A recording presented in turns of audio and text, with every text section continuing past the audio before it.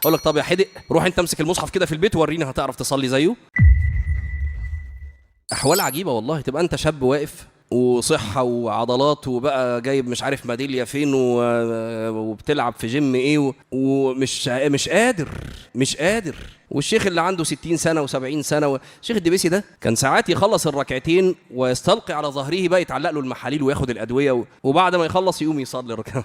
وبعدين بقى خلصنا ختمنا بقى خلاص، طب لسه في شوية على الفجر وهو خلاص خلصنا صلاة ناقص ركعة الوتر، يسيبك يجيب البقرة في ركعة الوتر. كان بقى ازاي يصلي بقى الشيخ ده ولا الراجل الكبير ده في السن؟ ولا بالله عرفنا ليه احنا ما بنقدرش نقف وهم بيقفوا؟ الشيخ حسام عبد العظيم رحمه الله جاله سؤال يعني متعجبين من صلاتك وازاي، فالشيخ رد قال ايه؟ قال يعني إذا كانت الصلاة دي بحول وقوتي فهو محله عجب فعلا. يعني أنا راجل 70 سنة وعجوز وماشي على عكاز ففعلا لو هي بحول وقوتي فهو محله عجب، وإن كانت بالله فما محل العجب. يعني متعجب لو هي بالله، يعني أنا بصلي بالله، فأنت متعجب من إيه بقى دلوقتي؟ من قدرة ربنا يعني؟ فهمتوا يا شباب؟